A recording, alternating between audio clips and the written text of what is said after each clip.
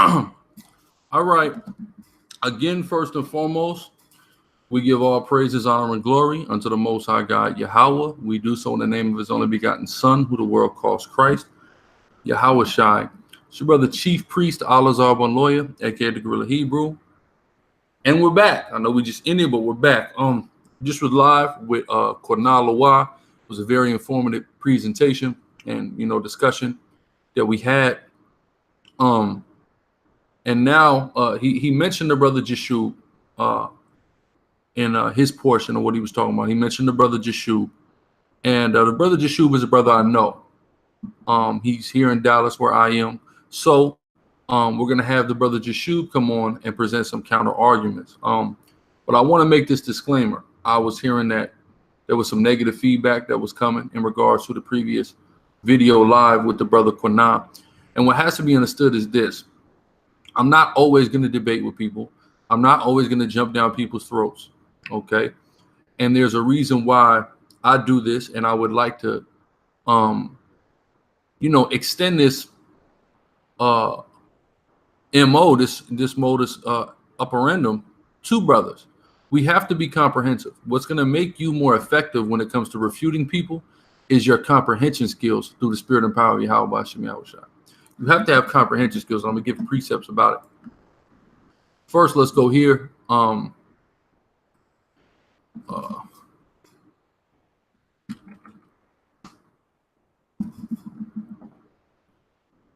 Salakia.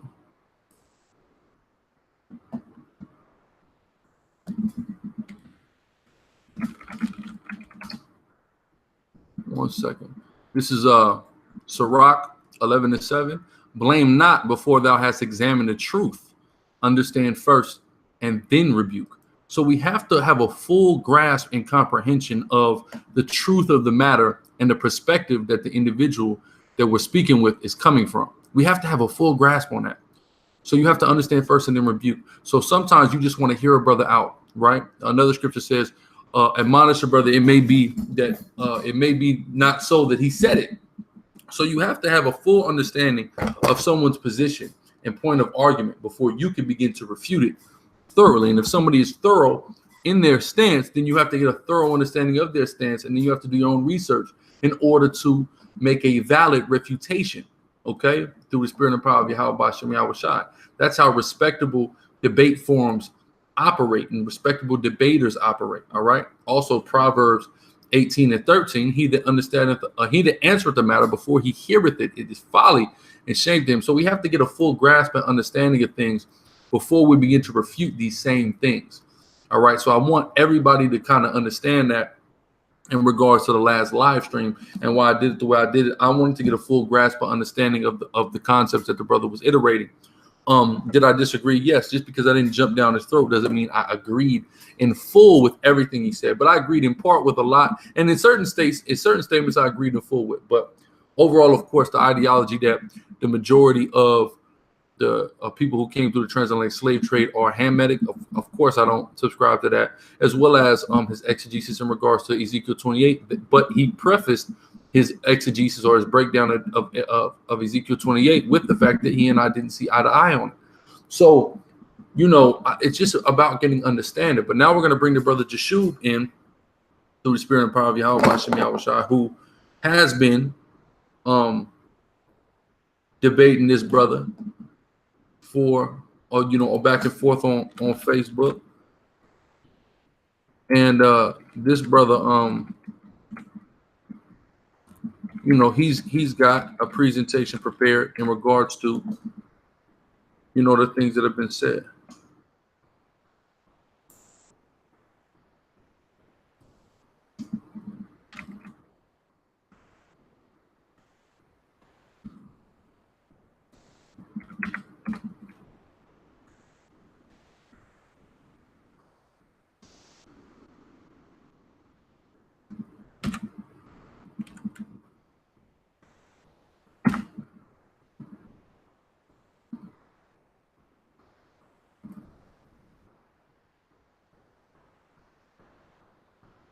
So I'm just waiting for the brother to come in here. I had to go I'm not on camera right now. I'm getting ready to eat.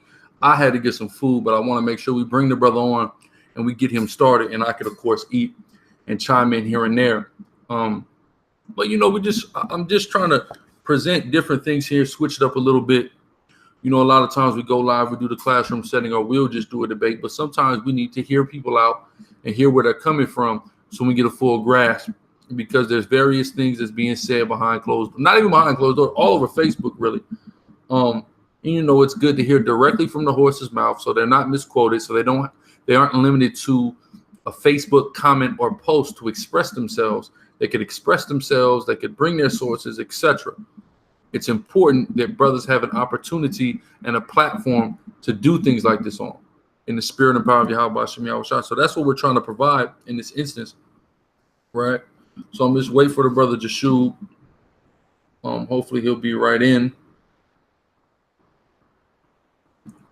And he can start because he has a presentation. He's got, you know, anybody who knows him knows. You should just give him a minute, just text me. And forgive me, I'm eating, I'm starving.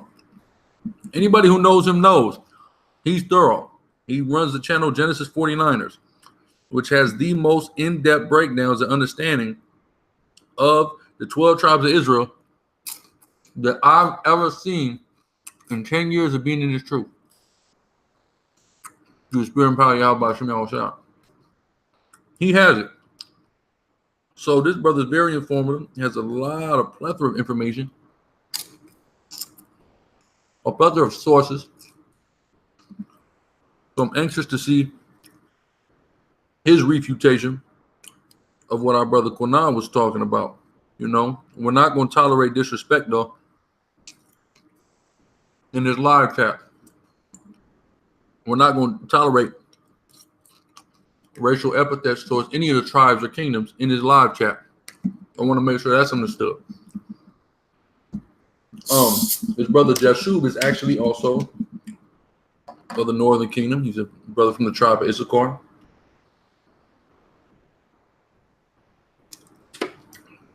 Okay, and you know, like I said, a very well-knowledge brother. Got a lot of information. You know, and we just trying to bang this out and bring these kingdoms together so we can get out of here, man. That's what it's about through the spirit and power of Yahweh Shem Yahushua. Here he come. Shalom, bro. Hey, shalom, brother. Good to see you.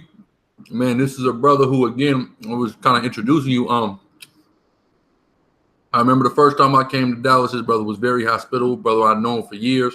And like I said, a brother who's thorough with this information. Like it says on his picture, scholastic bully is what he is.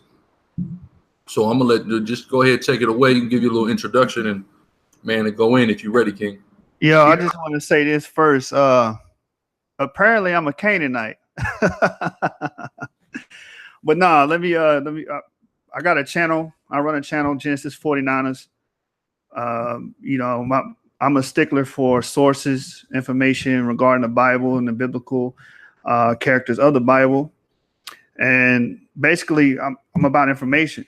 So if you're about information, research, subscribe to my channel, Genesis49ERS. And yeah, I just want to get into the presentation, brother. Or deal with part of it because this what's the brother name? Qana and Ayash. These brothers are spreading heresy and folly about the nation of Israel. Come on, go ahead, go in. Oh, okay, yeah. Let me go ahead and share my screen, pull the presentation up. How many people watching this?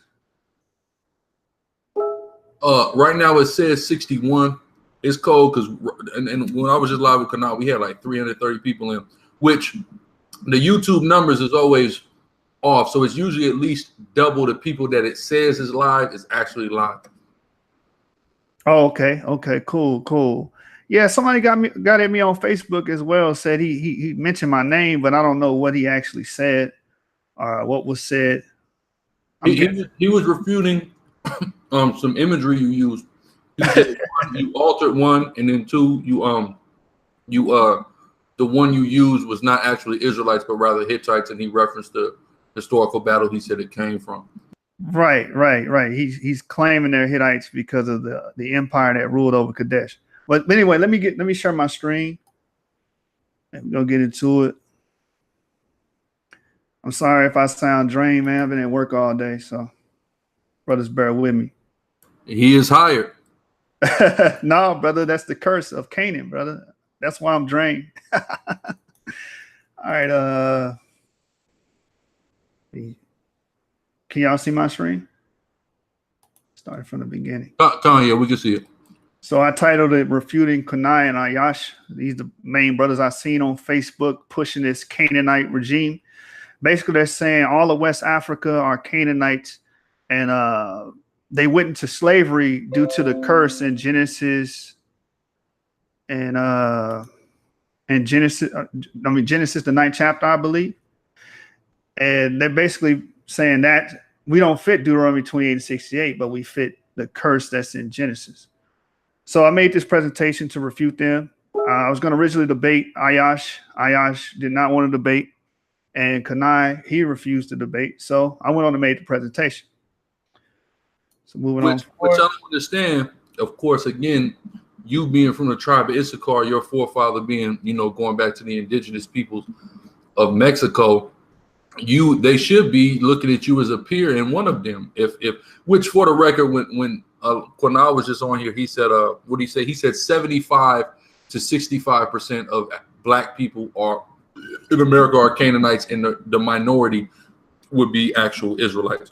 But I don't understand if you are an Issacharite, you go back to the Aztecs, why you wouldn't be included as a part of that, and why you would be called a Canaanite, unless of course we're just going off of physical appearance and look. Right, exactly, brother. They're going off of phenotypes. That's it. They even said that you're a half Canaanite. I've heard him say that in this little hour show he had on Facebook. He said you're a half Canaanite, and that makes you akin to Haram, which I'm going to touch. I'm going to touch on King Haram on this presentation as well. But Okay. Here's a few claims that they made. The ancient Israelites are not black. That's one of their claims. The West Africans are Canaanites. The Bible does not describe Israel as being black. These brothers against any color scripture that the Israelites have been using or teaching on the streets. They're basically saying they're all folly, they're all incoherent, and they don't mean what we say they mean. It says the original Shemites were not black. So hopefully through this presentation, I'm able to tackle all of these topics and refute every topic, every point that these guys are claiming. Because again, all these guys do at the end of the day is Google search an image and base their whole theory off of these images. So that's to the first slide. This is the image he said that I altered. This is directly from the wall. Now, the first thing you notice about these people is that they have a brownish hue. The brother to the right has a dark brownish hue. He has what appears to be an afro on his head. Looks like woolly hair. Now, Brother Qana Ayash will have you believe that these people look more like them, or more like quote unquote what I like to say is cockles. That they don't look like Negroes, but they have afros and they have a dark brown hue. And this is the procession of the Asiatics. You can find this in Ben Hassan, the tomb of Numhotep. Now, this is a question I posed on Facebook. Does he resemble the ancient depiction of the Asiatics on the wall? Now, there's one thing I want to point out real quick. He posed a challenge saying, can you show me a picture of an Israelite in Egypt? And it's a question that's a loaded question because no, none of these pictures are labeled as Israelites, but we do find Near Easterners, Asiatics, the Amo, and so on and so forth. But anyway, does this brother to the left, Qana Lawah, does he look anything like the depiction that we see on the screen? That's what I posed to the live audience, because he's claiming that these people look more like him and the original Asiatics look like him, but I don't see a resemblance. Moving on. Now, does he resemble the ancient depiction of Asiatics on the wall? Does he resemble these people? Do you think that the ancient Asiatics look more like him? Because that's what they're teaching, that they look Shemitic and Negroes look Hamitic. Moving on. Now, this is an old picture of me to show up in Issachar, you know. I have the phenotype that resembles the ancient Asiatics. Now, this is not to down the northern kingdom of brothers that may have that phenotype, but we have to refute this doctrine. You don't even look like these people on the wall. You can't even grow an afro like this. So what are we doing? Let's get into the meat and potatoes of this. The lies of Ephraim. The northern kingdom stated to join heathens and have strange children, pure Hosea. In the day of our king, the princes have made him sick with bottles of wine. He stretched out his hand with scorners. Hosea 7:5. Why did I bring this scripture up? I brought this scripture into my presentation to explain that these brothers are stretching their hands out with scorners. You're teaching the same thing the Ashkenazi Jews teach. They say the same rhetoric. They say that the Negro is Ham. The reason why they went to slavery is due to the curse that was put on Canaan in Genesis 9. You're saying the same thing. You have stretched out your hand with scorners. It says they have dealt treacherously against the Lord, for they have begotten strange children. Now shall a month devour them with their portion. So they don't like the scripture where it says in Hosea 7:8, and I wish I had it in here, that Ephraim has mixed. He's a cake unturned. They say we have it backwards. It's the other way around. They started out light. They started off looking quote unquote Caucasoid, and then they started to mix with Hamites. They say we have it backwards, but the scriptures tell you Hosea through the prophet Hosea that the northern kingdom would have strange children. That's why we have so many different phenotypes within the 10 tribes, within the 12 tribes for that matter. So that is proven through the scriptures. Keep going. So we do have imagery of the Jews, and I would like to see Qana break these images down and explain them. So this is of the siege of Lachish in the British Museum. A lot of brothers are privy to this. Everybody knows about this pretty much. But it says prisoners playing lyres, 3 musicians, possibly Judean prisoners, are marched under the escort through a mountainous country. Now, if you look at the imagery, they have tight coarse hair, as you can see, the knotted hair and the knotted beards. What does that signify? Some would say nappy. So again, if these ancient Israelites look more Caucasoid and look more like the Ashkenazi Jew or look more like Qana or Ayash, why do they have these features? Wouldn't they have stringy hair? Wouldn't they have loose beards, not tightly coarse beards? That's something to think about. It says somewhere to the west of Assyria, possibly Phoenicia. The scene recalls the biblical lament, referring to a later period. They carried us away captives, required us a song. Assyrian about 706-92 BCE from Rome.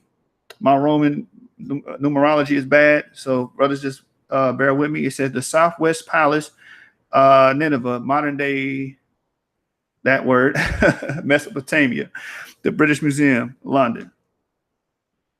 So the next following slide, you see even more captives, and they have that tightly coarse hair, indicating that these people are Negroid or some type of Negroid infusion is in these ancient Jews, right? Also from the siege of Lachish, the Syrian soldiers parading the prisoners of war before Sennacherib. Most likely these figures represent the heads of the rebellion. All of them are barefooted and wear nothing on their head, which is a sign of humiliation. All of them seek and ask for mercy. One prostrates, 2 kneels. But you guys get the point. This is imagery of Jews, and they all look Negroid, or they have Negroid characteristics. So again, so how do they look like Qana or Ayash originally?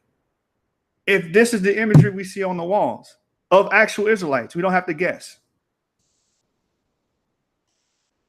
So again, we know what this is. So anybody want to play games and say, oh, that could be Canaanites, that could be Hittites, or these could be other nations. How do you know that these are Jews? It has an inscription on the wall. And on that inscription, it says Sennacherib, the mighty king of the country of Assyria, sitting on the throne of judgment before the city of Lachish. So we know what this is. We know this is Sennacherib sending his army to sack Lachish, which is near Judea. And this is around 701 BC. So don't feed me that crap that this is this is when Israel mixed with other nations or other nations were living in our cities. No, this is when Israel was still had power. Still was they still had kings. And this is the time of Kings and Chronicles. So you can't say that this is when we were ruled by other nations. These are actual Jews on the wall that are being depicted. So here's where Lachish is located. Ancient Lachish is right outside of Judea, or within Judea, and by Hebron and Gaza. So we know where this is. It's in the southern kingdom. So again, does he resemble the imagery of Moses and the Israelites on the walls of the synagogue of Duros? I ask you again, because he's claiming that these ancient people are supposed to look like him, and the Negroes are the Hamites. Why doesn't Qana look like any of these images? So again, they said the Shemites were not, to be Shemitic means not to be black, because to be Hamitic means to be black or Negro. But according to the sources, it says something completely different. So as you can see on the screen, ancient Shemites were said to be black. The Pirkei de Eleazar, which is a rabbinical source. This is in rabbinical Judaism. He says he especially blessed Shem and his sons, making them dark and comely, and he gave them the habitable earth. So wait a minute, why do we find this? How can we pull this source out if they all look Caucasoid, or they all look fair, what they call quote unquote fair skin and a light skin, or no pigment? Why does it say he blessed Shem with dark and comely skin? These brothers have to answer this. Shem descendants described as being black. The Persian historian Tariq el-Tabari. And as you notice, I'm quoting the source. You can look this up yourselves. I'm citing my sources. These brothers don't cite their sources, man. They're sloppy, very sloppy. We don't know where they're getting their information from. It's all postulations. Like the brother said, 75 to 65% of Negroes are Canaanites. Where are you getting this from? How did he come up with that number and that figure? Y'all got to ask that brother that. Because it just sounds like he's just making up stuff and preaching. So it says, born to Noah were Shem, whose descendants' colors are a black complexion with a light brownish undertone and a dark blackish brown. According to these brothers, we shouldn't find a description of Shem being dark, black, brown, right? And Ham, whose descendants' colors are true black, and a few are a black complexion with a light brownish undertone. And then Japheth, whose descendants are very fair skinned and olive skin. Now, people run with that fair skin and says that means they were Caucasian, but fair just means beautiful or good to look to. So how do you assume that means white? That's white supremacy. That's what that is. So the color scriptures, the brothers say that the Bible doesn't indicate that the Israelites are black. They only accept one, which is Song of Solomon 1 and 5. The rest of the scriptures that we use, as far as Job 30 and 30, Jeremiah 14 and 2. There's one in Jeremiah 8 as well. They don't even like the scripture about when Moses put his hand in his bosom and he pulled it out and it was white, and then he pulled it back in his hand and it became his other flesh. They say those are not valid scriptures. So I want to point them to 1 Chronicles 4 and 5, where it says, and Ashur, the father of Tekoa, had two wives, Halah and Narah. Now, Ashur is of Judah's kindred. He's of Judah's posterity. And his name means black, according to Strong's H806. So you brothers got to explain why were they calling their children black? Now, before they say anything saying they don't accept this, they accept this definition, why do you accept the Girgashite definition? According to y'all, Girgashite means black clay. Cush means black. So those names can mean black. But when we bring up the Jews being called or referred to as black and using as nomers, it's going to be an issue. Why? Because it's putting a clear fault in their doctrine. Salakia. One second. Are you? I don't want to spoil it. I hope I'm not spoiling nothing. Are you gonna go into the lineage of Saul? Yeah. Okay. Salakia. I had a feeling. I just want to make sure. All right, my fault. Go ahead. So when you look at the son of Moses, Phinehas, right? Even that name's an old Egyptian loanword, which means dark skin. Now, if you look it up in the Strong's, it's going to say mouth of brass or brass. But then again, brass still denotes brown skin. The same thing. And the source I use is Easton's Bible Dictionary. So you can use Phinehas, you can use Ashur or Ashur. You can use both of those scriptures to prove that these people were dark skinned. So I'm good. Hey, brother Allah, I don't want to mess your name up, brother. I'm just gonna call you Sicarii, brother. Is this what you were talking about? This what you were referring to? Psalm 7? Yep. You're going right there. Right. So Cushi applies to the Jews. Several scriptures depict the ancient Israelites having black skin. So it says the Shiggaion of David, which he sang unto the Lord concerning the words of Cush the Benjamite. Psalm 7:1. Again, Cush. Strong's H3568 denotes black. He was called Cush the Benjamite. So we clearly see a Benjamite of the nation of Israel, right, being represented as a black person through his name. Now, again, they can't say, no, that's just his name, because you use these same type of scriptures and same type of breakdowns to describe the children of Ham. So don't have a double standard. That's all I'm saying. Again, Cushi still applies to the Jews. The word of the Lord, which came unto Zephaniah, the son of Cushi, the son of Gedaliah, the son of Amariah, the son of Hezekiah, in the days of Josiah, the son of Ammon, king of Judah. Zephaniah 1:1. So Zephaniah was the son of a man named Cushi, which we know Cush means black. See, these are what I call advanced color scriptures. Since you want to say, what is it? Jeremiah 8:21 doesn't count anymore. Jeremiah 14:2 is false. You're saying Job 30:30 is false. Lamentations 4, I believe 6 and 7. You're saying that doesn't prove that they're black. You run this. You run to Song of Solomon 5:10 and what is it, 1 Samuel 16:42 about David being ruddy. You run to these scriptures, which I'm going to touch on them as well, to try to say that they look like Caucasians at first. But you ignore these scriptures that depict them clearly as black people. We all know that Cush means black. So again, I got this from an article from the Haaretz, right? It says, how white were the Israelites? Facial reconstruction may be surprising.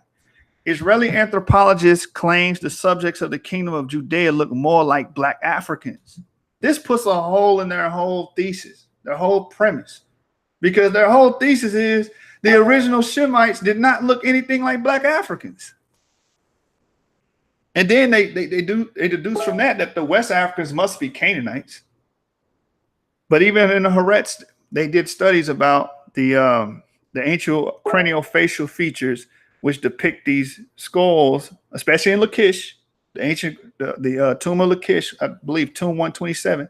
All those skulls have Negroid features. So this is Negroid races in ancient Asia.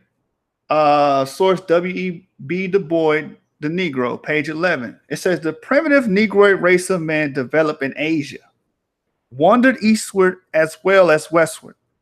They entered on the one hand Burma and the South Sea Islands, and on the other hand, they came through Mesopotamia and gave curly hair and Negroid type to the Jew, Syrian, and Assyrian.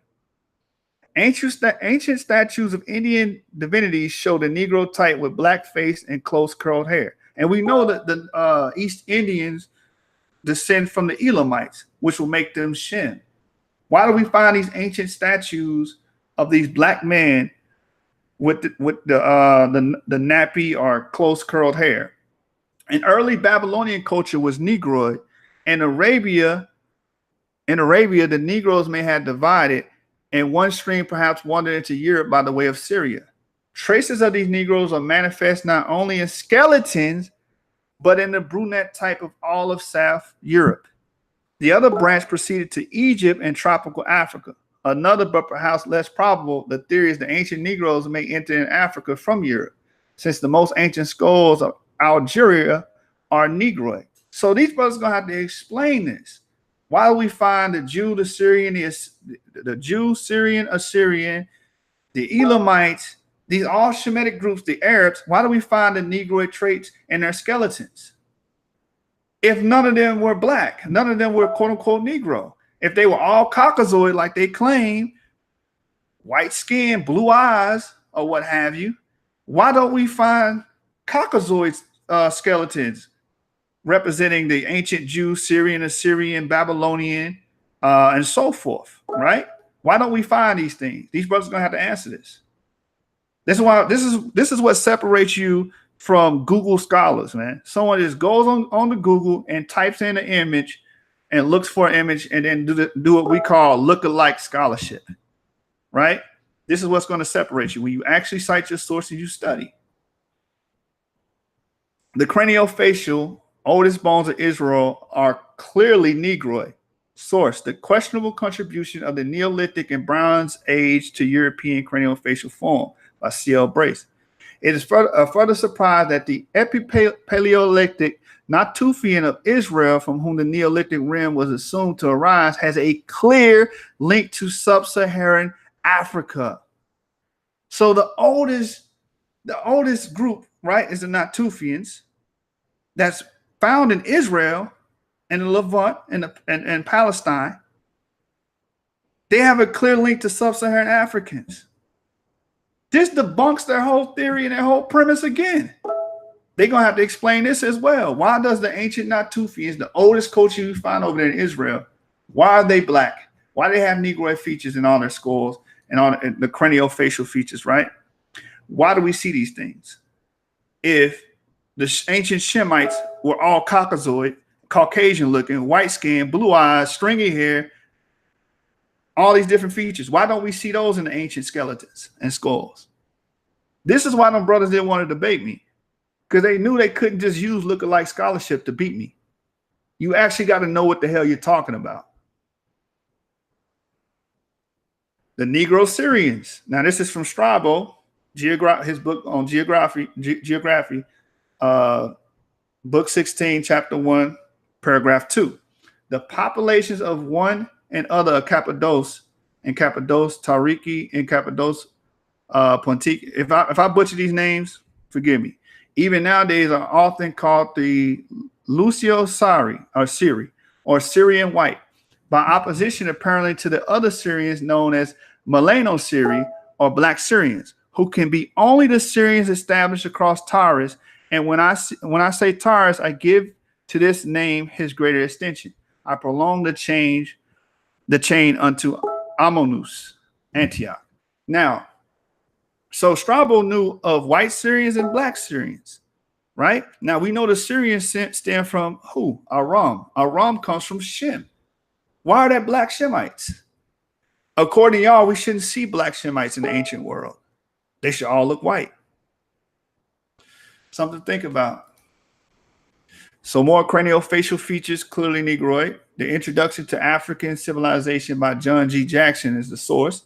It says traces of these early men were found as a result of the excavation near Jerusalem in 1928 and later in the caves at Mount Carmel. Due to the excavators assigned to them the name Natufians, and they remain to this day the greatest riddle in archaeology. Even Sir Arthur Keith agrees that they are clearly Negroid, prognathous with wide faces, flat nose, and long, large heads. Sir Arthur goes on to say that these early Palestinian blacks may have been the ancestors of the Semites and Arabs of biblical times. So he's saying this is the predecessor to these Semites and Arabs. But according to Ayasha Qana, the Shemites and Arabs are not Negro. All the Shemites are not Negro in the ancient world. But you're finding again and again Negroid skulls in these lands. What you going to say? They're all Hamites? All right, the Ruddy translation is outdated. This is just my opinion from my research. You don't like it? I don't know what to tell you. It says more modern translations use more ancient strips to clarify the translation. The Hebrew strip is 9th century.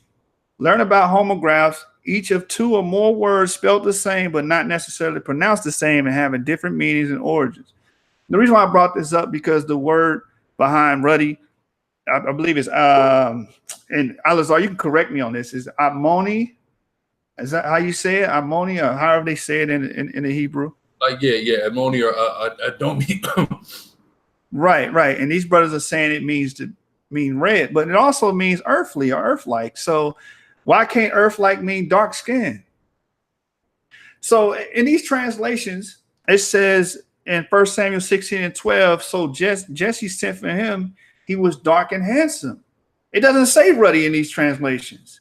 It says he was dark and handsome with beautiful eyes, and the Lord said, this is the one, anoint him. Songs of Solomon, the ISV, International Standard Version, says, my beloved is dazzling with a dark and healthy complexion, outstanding among 10,000. So what are you going to say? That this is all a hoax made by Hamites to try to plug themselves into the Bible? Yeah, and about that song was real quick, Salakia, brother, but that song, which is what they will go to when it says he is white, and that word there is dazzling. So it was translated properly in the ISV, and in Hebrew the word tazak, which means dazzling. So they playing a game if they do that, because they know damn good and well the word for white is Laban. Everybody knows that in Hebrew. Everybody know, it's not, you ain't got to be a Hebrew expert to know Laban means white. So how in the hell are you going to try to tell me that tazak, which means dazzling, means white? And it just means just like if you have a dark-skinned brother, right, and light is shining on him, he's going to be dazzling. There's going to be a literal white light reflecting off of his, as it says here, dark and healthy complexion. We see it if you watch the NBA, and what did Chris Rock say? Dazzling, like glistening like Patrick Ewing in the fourth quarter. Yeah, you see what I'm saying? Right. There you go. That's my beloved is dazzling with a dark and healthy complexion, man. You know? Con. Yeah, man, they keep using that translation. They're going to get killed every time. So do I want to go into this? How long we've been live? How long we been live? How long we been live? Let me see. I'm asking brother. Hold on. Not that long. Probably 27 minutes. 36 minutes. 36 minutes. And I started before you got on, so probably like 30 minutes exactly. Okay. I don't know if I want to spill it. I don't. Should I reveal? This is going to go into the West African Jews. I really want to preserve this for my channel, but never mind. I'll go into it. So it says the Sonike Jews from Aswan or Sonin, and we know about Aswan in Egypt. It was a place where the Asiatics would go, and they would make them as mercenaries to fight for the Egyptian regime. So again, this is the source is Encyclopedia of African American History, Volume 1, page 104 by Leslie M. Alexander. It says Ghana, or as it was called by its inhabitants, Ouagadougou, around 100 CE by the Sonike, who according to their tradition migrated from the cities of Sonin, Aswan, and Upper Egypt to the region of southeastern Mauritania. Now, this is very important because we have a historical document that's around the vicinity of Aswan and Sonin, right? And this is a historical document. Oh, man. Forgive me, brothers. I thought it was going to be the next slide. Let me see if I can find it. A spoiler alert, the document is supposed to be the Elephantine Papyri. Here it is, the Elephantine Papyri. It says the Elephantine Papyri, which include letters, business contracts, and literary texts, document the daily life of a Jewish military colony in southern Egypt. The papyri, written in Aramaic, date to the 5th century BCE. When the Persian Empire dominated the ancient Near East, in this particular text, we learn a great deal about the relationship of the Jewish community in Elephantine, Yeb in Aramaic, with their Egyptian neighbors and Persian rulers. The papyrus contains a letter from Yedaniah ben Gamariah, the community's leader, to the Persian governor in Yehud. Now, what this proves is around 407 BC, that if these people came from Aswan, it's highly likely that they're those Jews that descend from these Elephantine people, right? That moved into Ouagadougou or Ghana or what have you. Now, the Sonike people claim to be Israelites. There's records proving that they're Israelites. And if you trace their migration back to Aswan, we have proof. We have palatable proof that you can see, read, and break down. West Africa, the source is the Jews of North Africa, page 4 by Sarah Taib Karlin. It says, according to St. Jerome. Now, again, I'm bringing these sources out because these brothers claim that all West Africans are Canaanites, and that's why they went into slavery. But the historical records say something completely different. It says, according to St. Jerome, under the Pax Romana, the Jewish communities underwent a period of great prosperity all the way from India to the western tip of Africa. So St. Jerome is attesting to the fact that you had ancient Jews, Israelites living in West Africa. What you going to say? They're Hamites that converted to the faith? You're going to have to explain all these things as phenomenons or, something that so you're going to have to find some way to explain these historical records to fit your regime and your doctrine. According to Josephus, he numbered over 500,000 Jews. 500,000 people. The Jews drifted away from Rome and moved closer to the Berbers. Now, the Berber territory stretches all the way to Mauritania. Where's Mauritania? That's in West Africa. Eldad the Danite. A lot of Jews, a lot of Israelites are privy to this information as well. And according to Eldad the Danite, you had Israelites going into Africa and migrating, right? So this is a lot to read, but I'm going to read it. This is from the Jewish Quarterly Review. Where are the 10 tribes? Page 95. It says, in the name of the Lord, the God of Israel, praise be the name of the King of Kings, the Holy One. Blessed be he who has chosen Israel out of all nations, who has given them the law and the commandments, who has separated them from 70 tongues, and who has ordered them to keep the 613 precepts. So long as Israel fulfilled the will of God, no nation could subdue it until Jeroboam, the son of Nebat, rose, sinned, and made Israel sin by making 2 golden calves. And if I may add, Qana, you are being a Jeroboam right now, whether you know it or not. You're being a Jeroboam. You're operating the spirit of Jeroboam by making this quote unquote supremacy where they claim we're black supremacists if we bring up the fact that Solomon was black, David was black, the ancient Jews were black. We're black supremacists. So what does that make you? And all you're doing is causing strife and more division amongst Israel because you're claiming what? That the Negroes are Israelites. Not the Negroes are Hamites. So it says, continuing where I left off, then the kingdom of the house of David divided, and Jeroboam gathered together the 10 tribes and told them, rise up and make war against Rehoboam and Jerusalem. They, however, answered, why should we fight against our brethren and against the son of our master David, the king of Israel and Judah? The elders of Israel said, there are no more valiant warriors in all the tribes of Israel than in the tribe of Dan. Therefore, Jeroboam ordered the children of Dan to make war against Judah. They, however, said, by the life of our father's son, we will not fight against our brethren and shed their blood for nothing. And they gave themselves up to the death and took their swords, spears, and bows in order to make war against Jeroboam. But God saved them from shedding the blood of their brethren. For they proclaimed throughout the whole tribe, saying, fly to Egypt. And they took counsel to destroy Egypt and to kill all its inhabitants. But their princes said to them, how could you go to Egypt? Is it not written in the law, ye shall see them no more? Exodus 14 and 13. So again, just bear with me. It's very wordy. We're going to get to the point. It says, then they took counsel to fall upon Edom, Amalek, and Ammon. When they heard that it was written in the law that God had forbidden Israel to possess their territory, Deuteronomy 2 and 9 and 17, finally God gave them good courage and advice to go up the river Pishon and to continue their wandering on camels and to encamp until they reached the land of Gush, which is Ethiopia, or Cush, which they found fertile and numerous vineyards and gardens. Now, I didn't make this up. This is a 9th century article. A 9th century work. So for any brothers on GENESIS49ERS Jashub, he made this up just to claim the West Africans are Israelites. No, this is historical. So it says the Danites settled here and made a covenant with the children of Cush that they should pay tribute to Israel. Thus, the Danites dwelt there for many years, multiplying and increasing greatly. They were then followed by 3 other tribes, Naphtali, Gad, and Asher, who crossed in the desert and encamped until they came to the territory of the Danites. In their wanderings, they slew many Cushites in a territory extending 4 days' journey in each direction. And they have been fighting with 7 kingdoms up to this day. And these 4 tribes were Dan, Naphtali, Gad, and Asher. And those who dwelt in the ancient Havilah. Now, some believe that ancient Havilah, which denotes gold, is West Africa because it was known for the gold.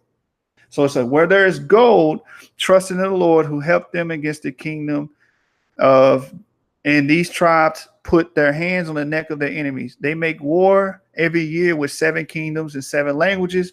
The followings are their names, who are on the other side of the river of Cush.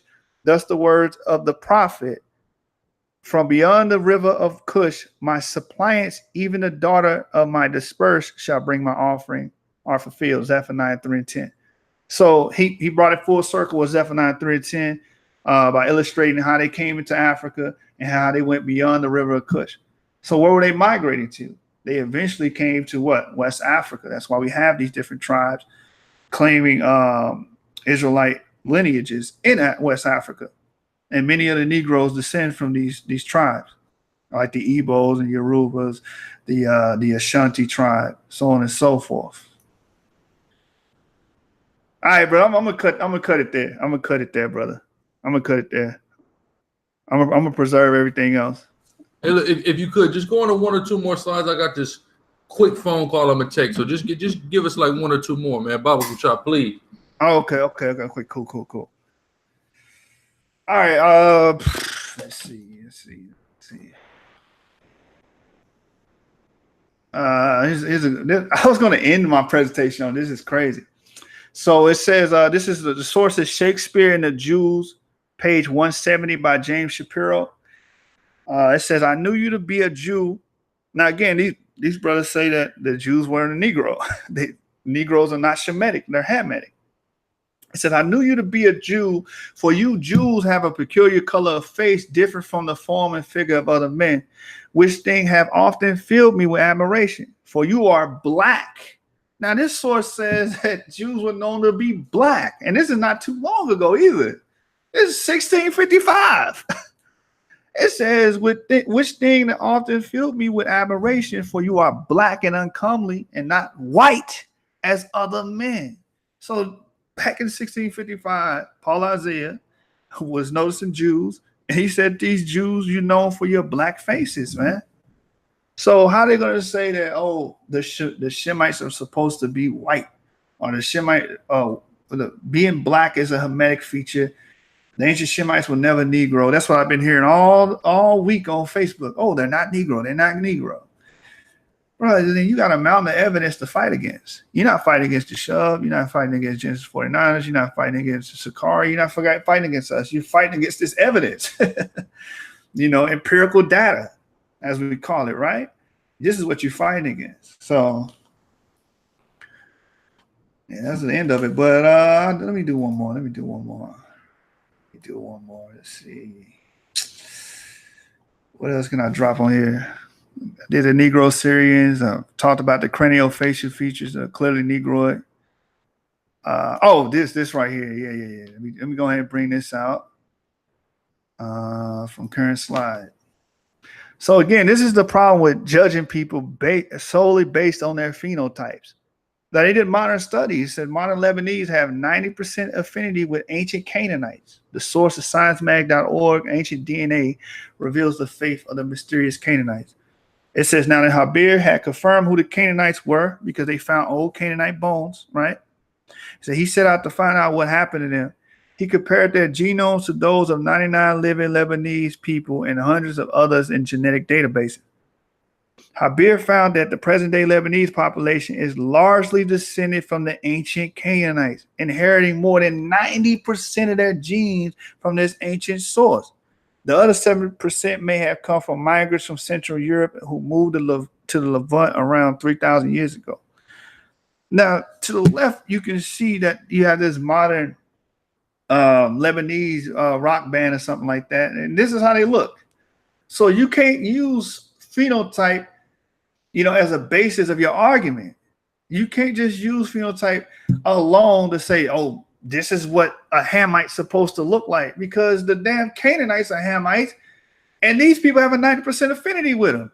The modern Lebanese, do they look like quote unquote black people? Because according to them, Ham is supposed to be all black.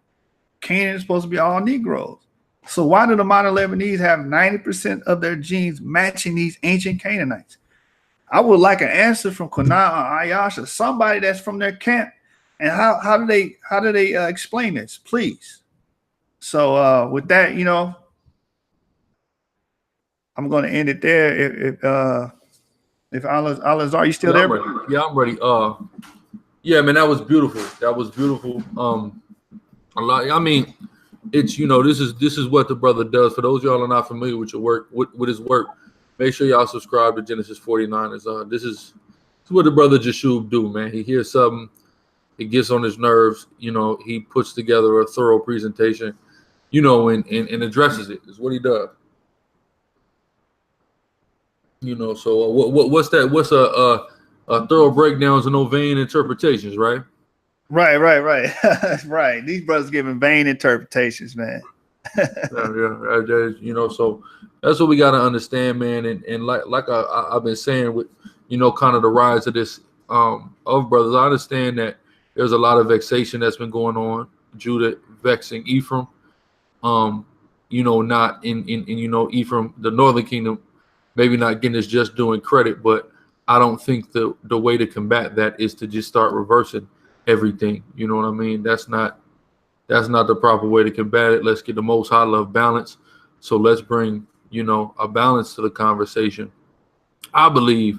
And you know, that's why when you said they reject most color scriptures except Songs of Solomon 1 and 5, because you can't. A brother told me that there's literally no. A brother told me, and I knew the brother was younger and understanding, but that there was no word for black in the Hebrew. And I told the brother, I said, listen, I said, trust me, I'm just gonna ignore that you said it. Let's just forget that, or I'm just gonna forget you said it, because it was very ignorant, and I'm not, you know, I'm just trying to build with you. I'm not trying to destroy you, because that's bad for you to make a statement like that. I mean, there's so many words that there's multiple words for black that literally just mean black, not sad like they'll infer in other instances and things of that nature. Literally black, like in Songs of Solomon 1 and 5, which is Shakur, where we get Tupac Shakur from, which is Shakur, which means literally, when you look it up, it means black of skin or hair. I mean, it's just no way around it. You know what I mean? So, you know, of course, we don't say this to say that the Latinos are, but again, the brother Jashub is a so-called, you know, Latino. You would be called a Mexican brother. You see what I'm saying? So, even though, again, they just looking at him and saying, oh, he looked like a Negro, he's a Canaanite, you know, so we have a variant. But that was a good precept that you brought out too about the strange children. Why is that getting ignored? That's a cold precept about the strange children, you know. Of course, along with what is it? A cake unturned, speckled brown. I mean, we got to get off this separation stuff and understand that until we come together as 12 tribes, man, we gon', you know. Hey, brother Al-Azhar, the crazy thing about that is that scripture is what I use to combat them niggas that say that the northern kingdom is mongoloids. That's the scripture I use to defend you brothers. You know what I'm saying? It's the crazy thing about it. Now I got to use it in reverse to defend myself. Man, Israel got to get it together, man. But that's why it's good that you know, we have brothers in different lanes, and people don't understand how necessary it is. The contribution that you are giving to the nation through Genesis49ers is an important contribution, because you're doing a lot of important historical research that other brothers may not have the time to do or have the prowess and, you know, the knowledge to do. So you're doing it, and then you're putting it out for the public. So now brothers who, you know, wouldn't have these sources are able to watch your videos and get these sources, you know, through the Spirit of the Most High. So it's a beautiful work that you're doing with your channel, Genesis49ers. Oh, praises, brother. Hey, I just want to say this real quick. Another thing about using sources, I get told this, you know, from time to time, that, oh, why can't you just show me in the Bible? The reason why I can't just show you in the Bible, because what the discussion we're having now, and the arguments we're having now, if I show you in the Bible, you're gonna say, oh, well, that's just your understanding of it. You know, you made that up. You know what I mean? So I go to extra Exactly. sources to paint a clearer picture. You know, so I don't know. Brothers interpret that the wrong way sometimes. Yeah, you got to go to these historical sources because, like we say, when we on the streets, we say we are the Hebrew Israelites according to history, archaeology, and prophecy. You know what I mean? So we got to be able to go to the historical and archaeological part. The Bible, of course, is our guidebook, and it's always going to be supreme. We filter everything through the scriptures, but especially for a conversation like this, you got to go to sources. Right. I mean, it's a must because all of the like the Bible says, in the mouth of 2 or 3 witnesses shall the matter be established. So I'm gonna go to the Bible. I'm like you brought a plethora. I mean, you basically did what do we call it the box out, the box out. You just hit the paint and you boxed them out the paint with the amount of sources that you provided. It wasn't just like you got one obscure source somewhere on some book that nobody ever heard of. It was multiple sources. It was names that we know, names that are viewed as credible in academia, publications. I mean, Haaretz is a very credible publication on a global scale. You quoted W.E.B. Du Bois and other sources that are credible. These aren't just make-believe stuff or some nigga wrote something on a blog and people are running with it. Right. Man. And the ancient sources are very important. The Danite source, 9th century, that's important because it's showing a source prior to the rise of the white man and his misinformation and going and covering as much up. Here we have this ancient source. We can't say came as a result of conversion or there's no evidence of tampering with that source. And there it is talking about us going off into Africa. We just have to understand, and our brothers of the Northern Kingdom have to understand that when we're saying this, we're not saying that what was going on over here in the Americas and the people of the Americas aren't Israelites.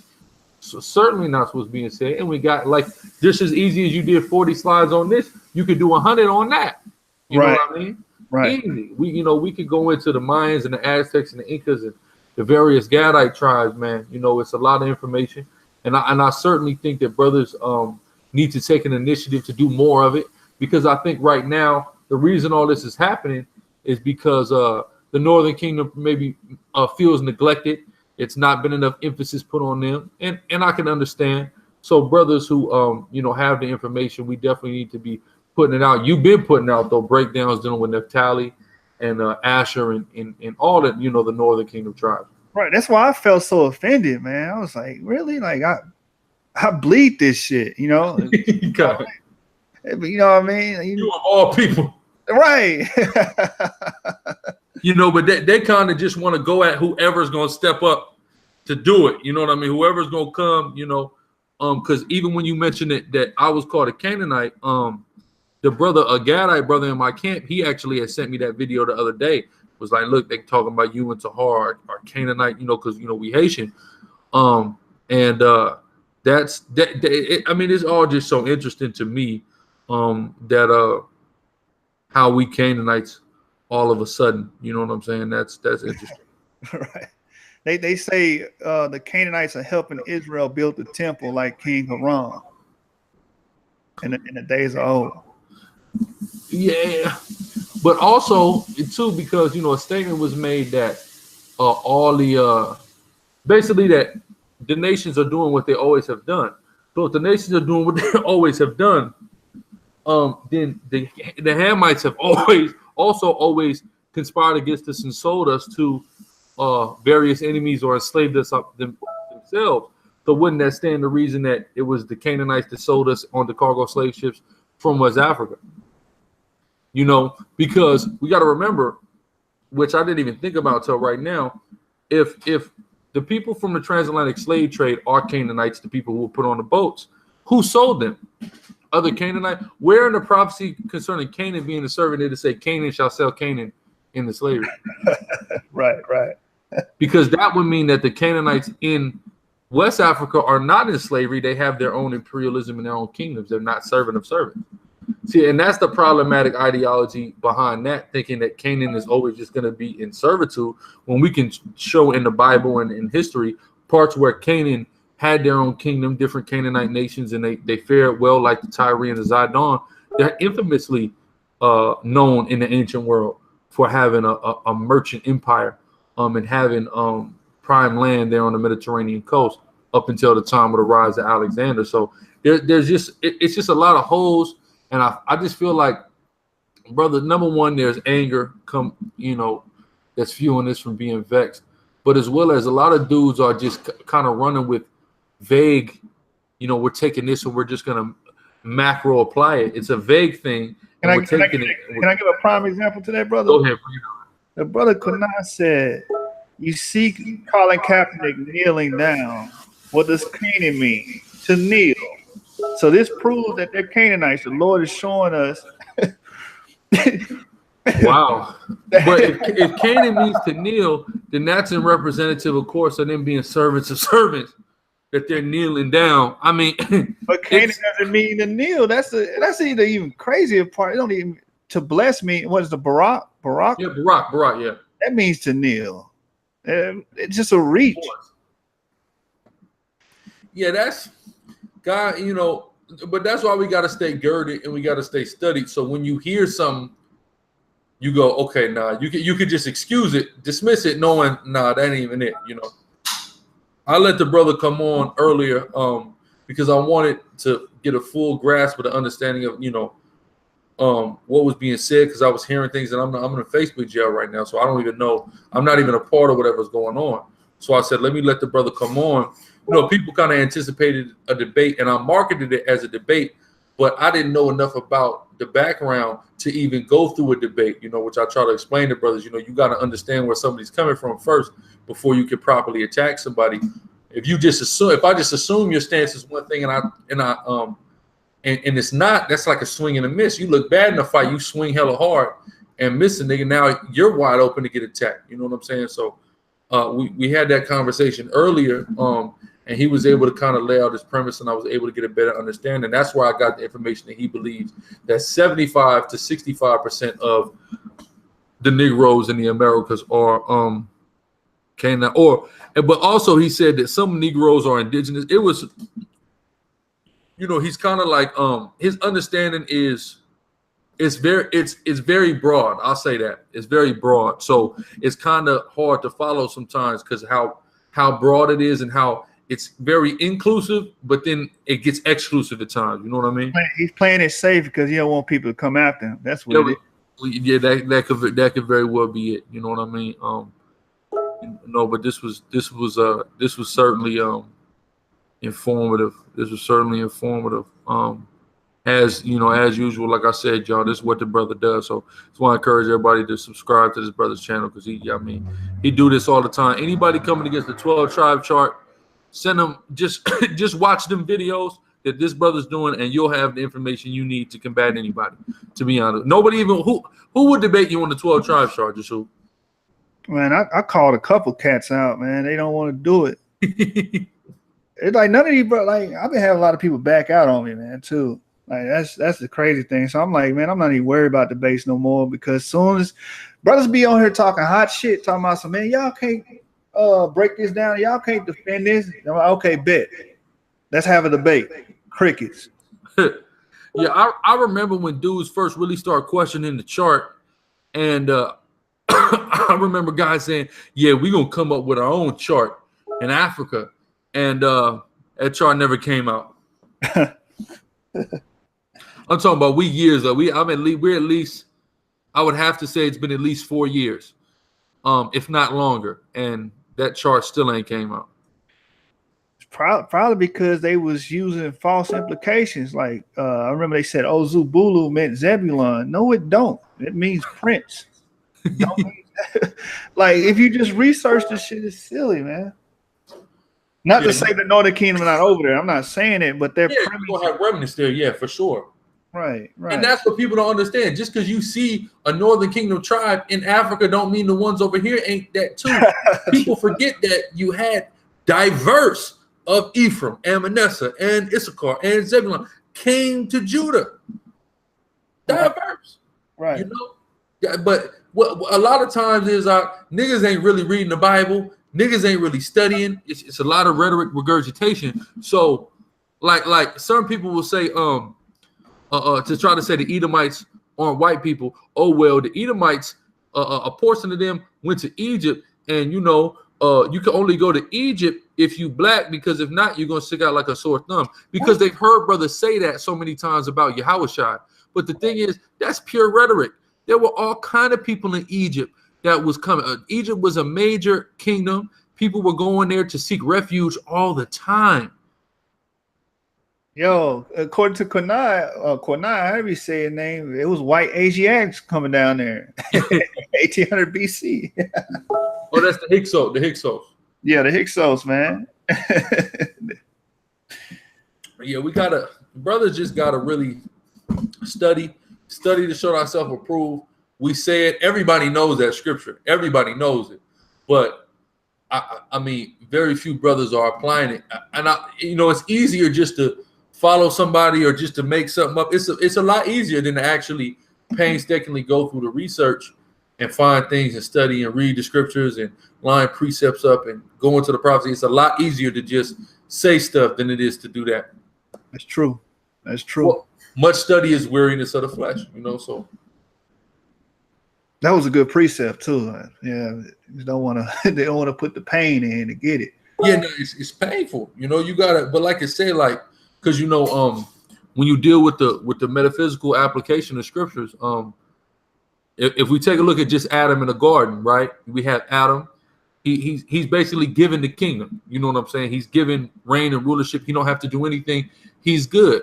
Then he messes that up. He gets exiled from the garden. Then it said he have to earn his bread by the sweat of his brow, right? So we know, just given a metaphysical application, we know that the information in the scriptures is known as bread as well. So now we have to study, or the scriptures also reference like digging wells. We got to dig and we got to study. We got to really work to get this information. Whereas in a garden, it was handed to us. We tricked that off. Now we really got to work to get this information. Right. That's true.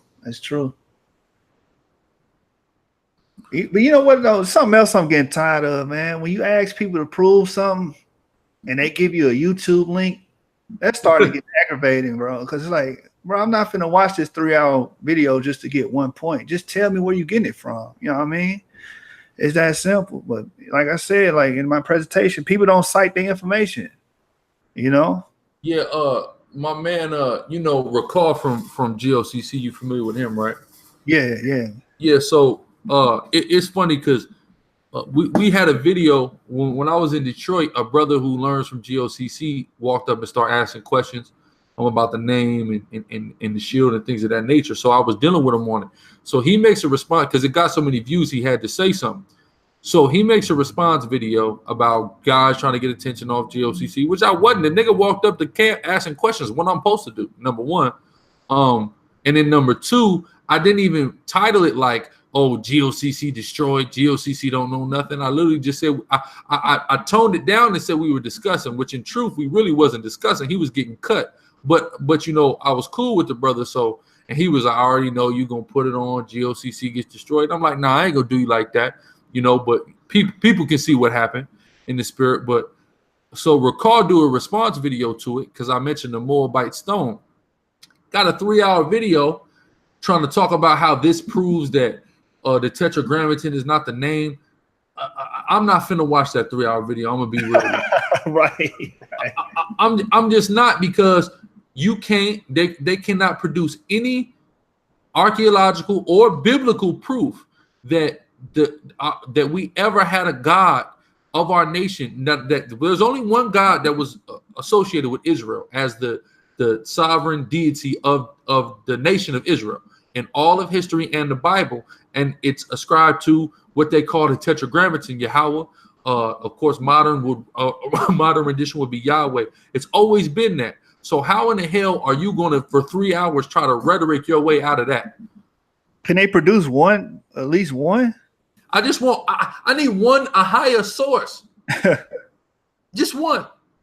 And it never gets produced. And then they try to, it's like, because even, of course, Israel fell into idolatry several times throughout our history.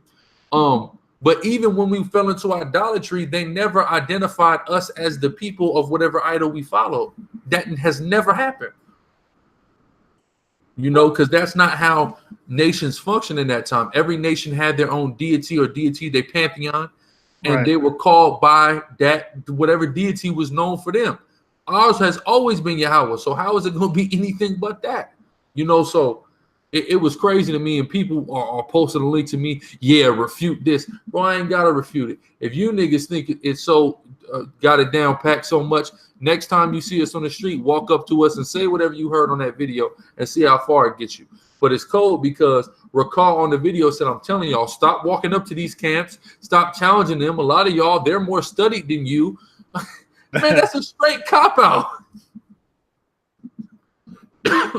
Yeah, I ain't gonna lie though. They got some cold, bro. Like Yawanasop. That's how you say his name. Yawanasop. He left. He left GOCC.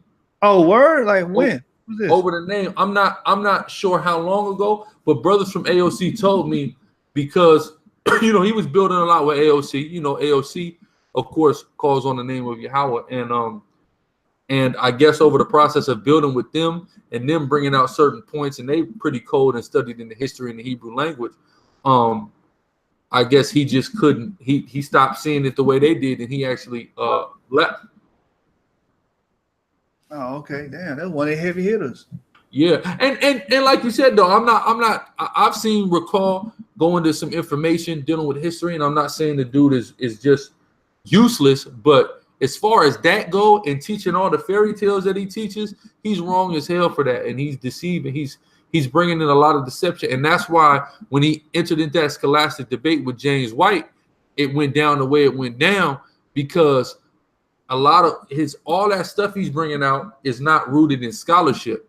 It's all rooted in, you know, fairy tale books and some white man said this and that, you know. Didn't he pull like a satanic Illuminati book or something like that during the debate? Yeah, he pulled a satanic Illuminati book. He went into Two Babylons, which Two Babylons is a book that any white scholar is going to try to exterminate. Anybody who comes from the root of the Catholic Church, they're going to try to exterminate Two Babylons, and Two Babylons is not sourced. People cite Two Babylons as a source, but it's not sourced. So if you're dealing with a PhD with that book, you're going to get destroyed every time. You got to understand who you're debating and what level that they're studied at, because certain things you might pull out a source, and just because it's a book, you think it's good, but they're like, nah, well, where are the sources in that book? Where are the primaries at? You know what I mean? Who wrote that? What degree did they have? What college did they go to? You see what I'm saying? And if you're not ready for that, you don't even belong in that ring. You outclassed. Right. Even if they wrong, you know, even if they wrong. Yeah, even if you don't have enough information to prove them. You know what I mean? What does Uncle Keck say?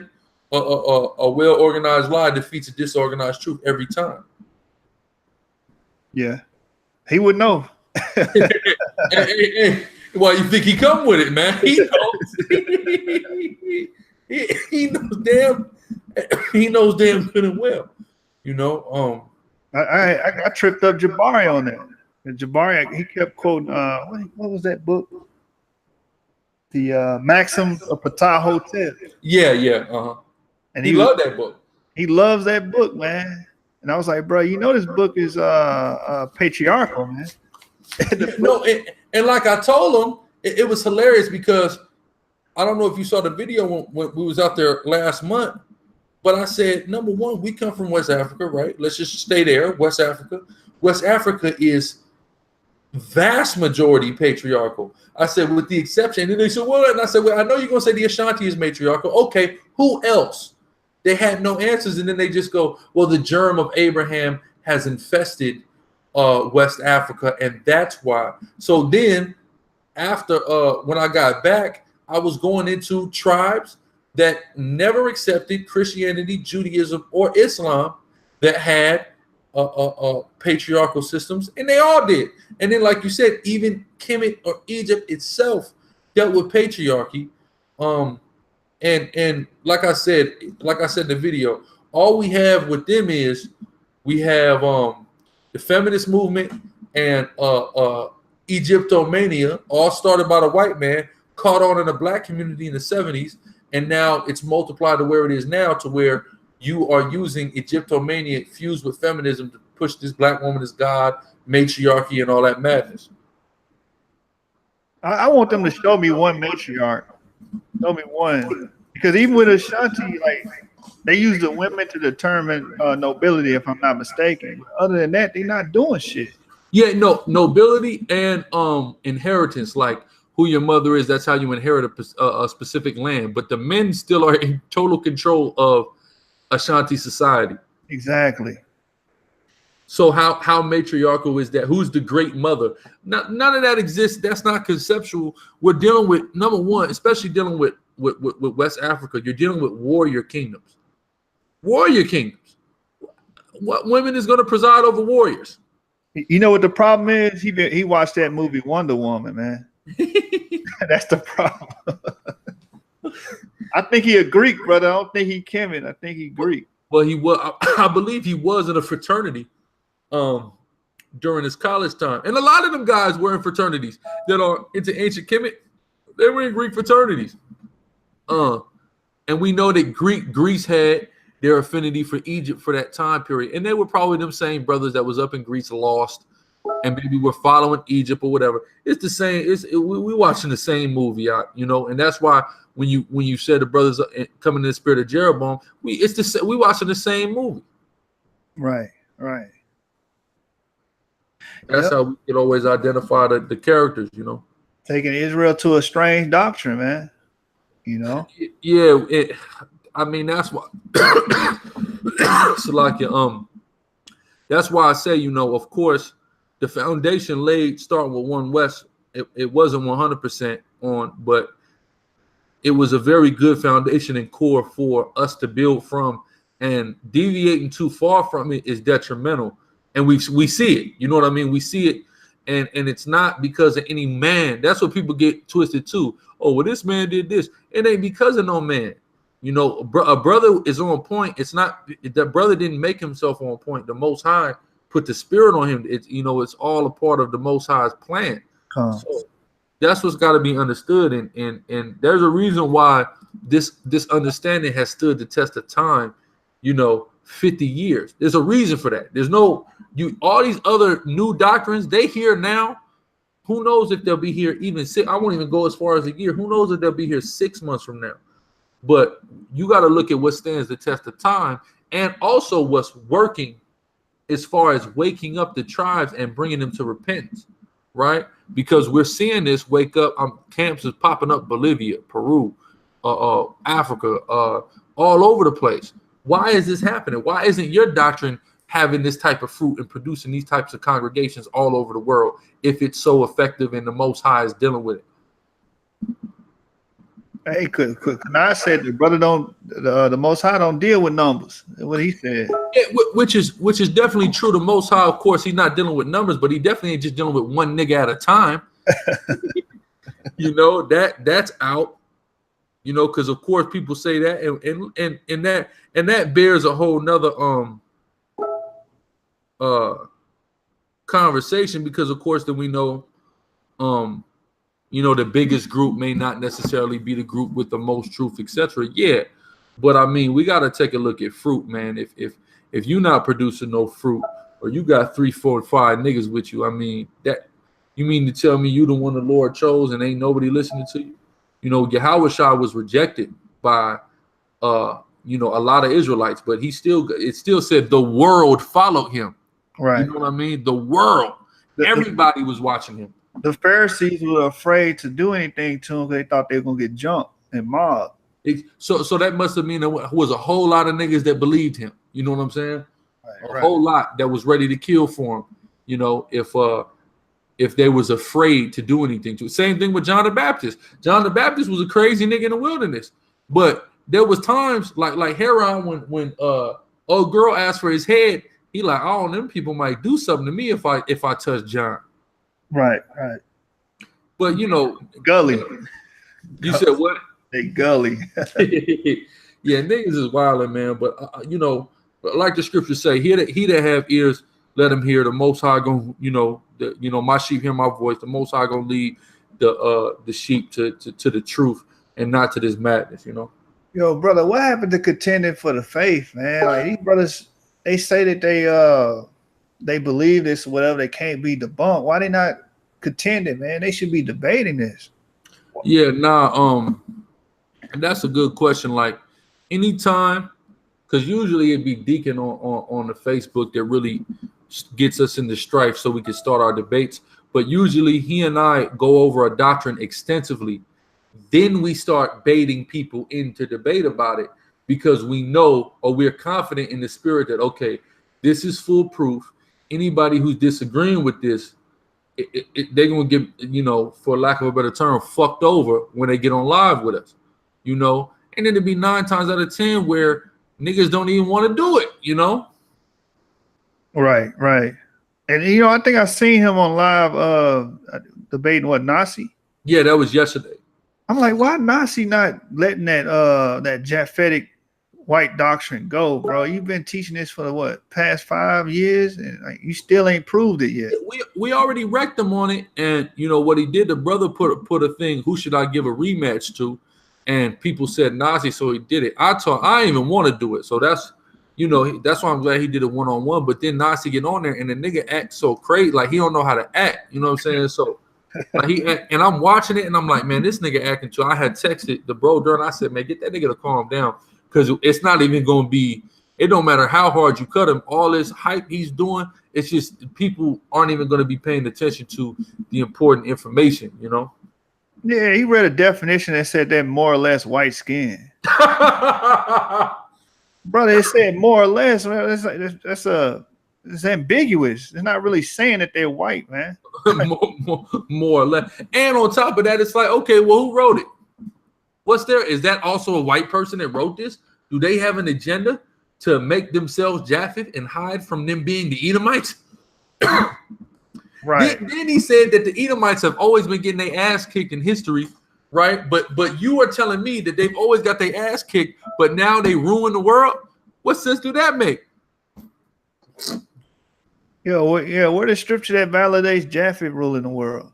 Yeah, and that's what Deacon asked him that, and you know what this nigga said? What'd he say? Job 9:24. So Japheth's the wicked now in that scripture? Japheth is the wicked, so that's what he said. He said, well, all the other nations are wicked. He said, all right, well then, what is exclusive to Japheth ruling the world? And then he said, I don't have a scripture on that. Nigga literally said it. He ain't got no scripture on a lot of stuff, man. Like, what scripture? No scripture on going in the beauty supply and putting that goddamn grandma's turban on his head neither.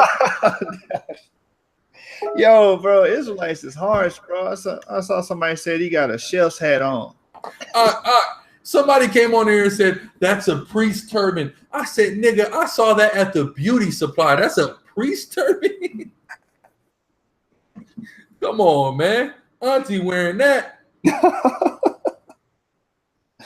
early in the morning with her nightgown on.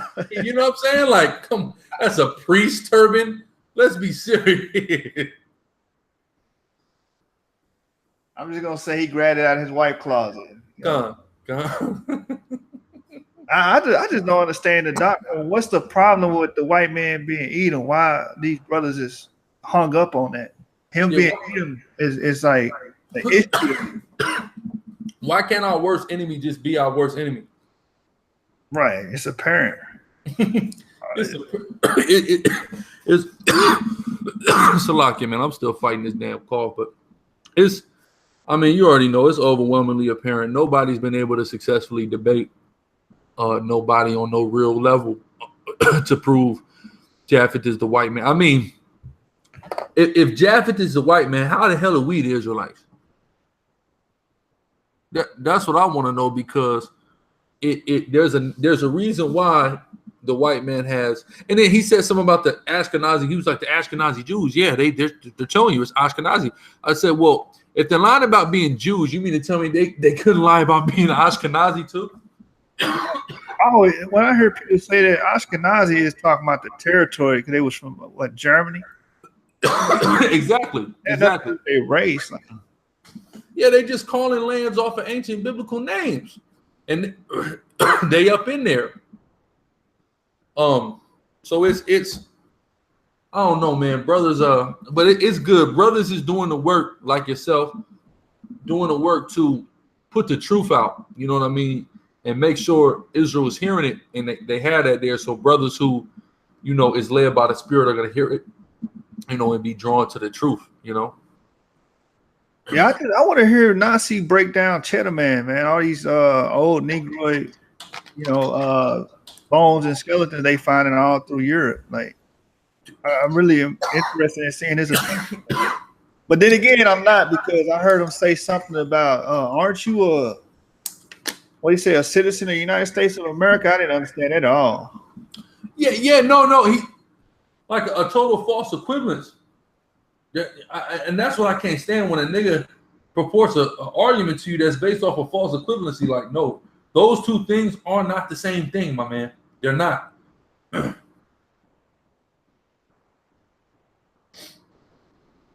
Yeah, I was lost, brother. I was lost. Yeah, well, they're more lost. And that's why they say the things that they do oftentimes, man. God's gotta, you know, but I like to see, because I guess I would like to see if Qana would like to come on here and speak with you and deal with you head up on this. Right now? Not right now. Hell no, not right now. Okay, it's late. You already gotta get up early, bro. I gotta get up early. I know you're hired, but you know, I'll have the brother holler at him, and maybe sometime in the near future we can set something up like that. That'll be cool. I would rather brothers be able to discuss their differences than not. You know what I'm saying? But you know, it is what it is. But yeah, man, I appreciate you. I ain't gonna keep you no longer. It was a beautiful presentation in the spirit, man, and we definitely enjoyed it. All right, brother. Shalom. Shalom. Keep up the debates, the work, and everything, man. I'll be watching. Definitely. Shalom. Yeah, y'all.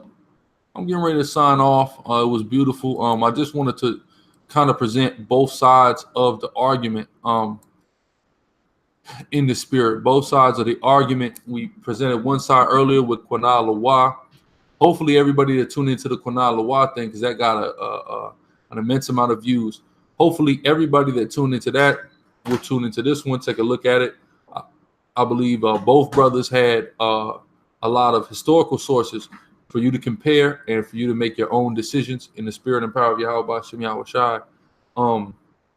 With that, Salakia, man, I'm burping and coughing and all kind of madness. With that, again, I appreciate everybody for tuning in. Yahweh Shem Yahweh Shai Barakatham, and all praises, honor, and glory to Yahweh Shem Yahweh Shai. Shalom.